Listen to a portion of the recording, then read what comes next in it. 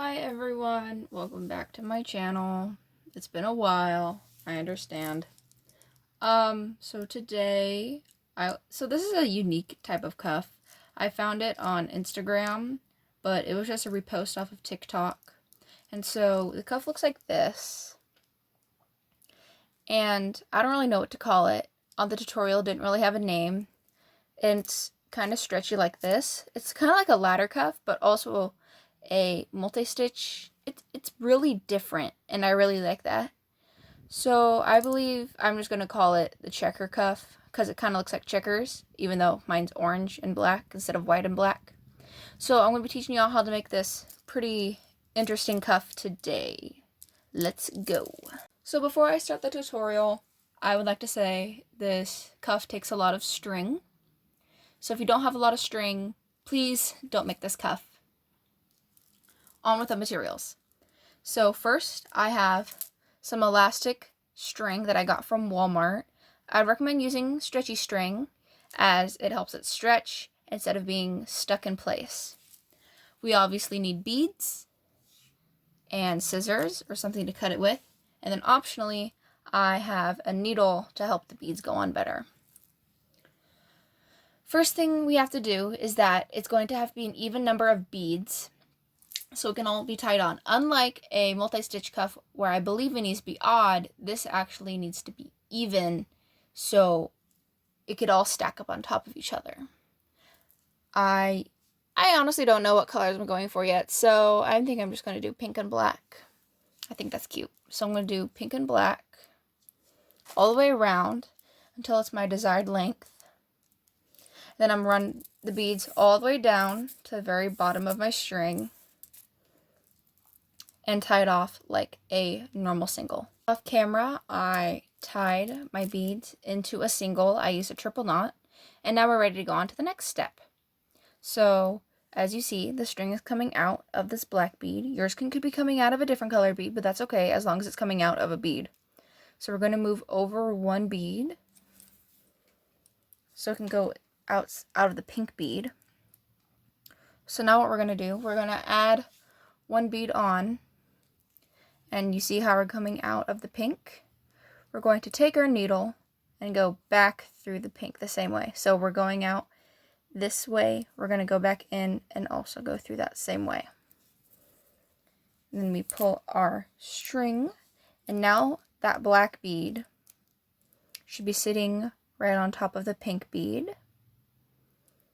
And then what we do next is, now that our string is still coming out of the pink bead, we're now going to move to the black bead. Show you all one more time. And I would like you to know that you need to make sure that the string is pretty tight, or these top beads are going to go floppy, and we don't really want them to go floppy.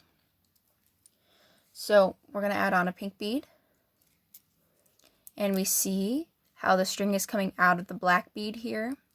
So we're going to take our needle, go the same way back through the black bead, so it's still going the same way as the string was before.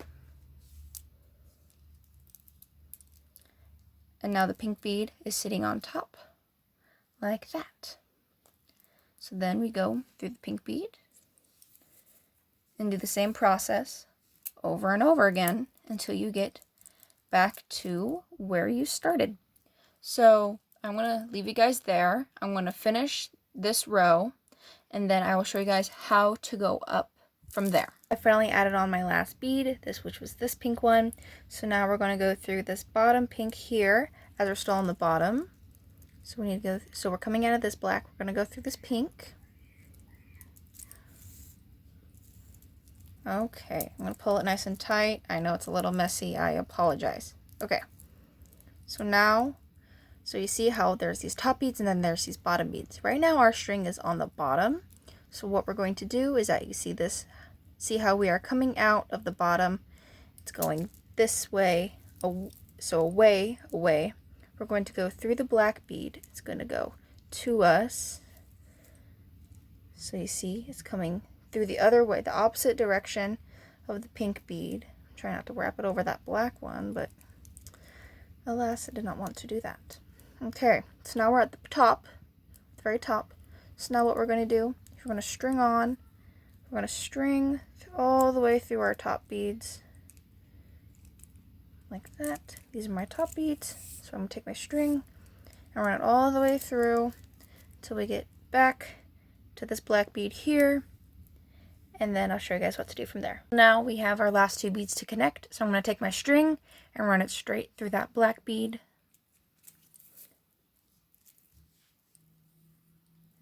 So now you can stop here if you really want to. It's pretty much all done. All you need to do is tie it off.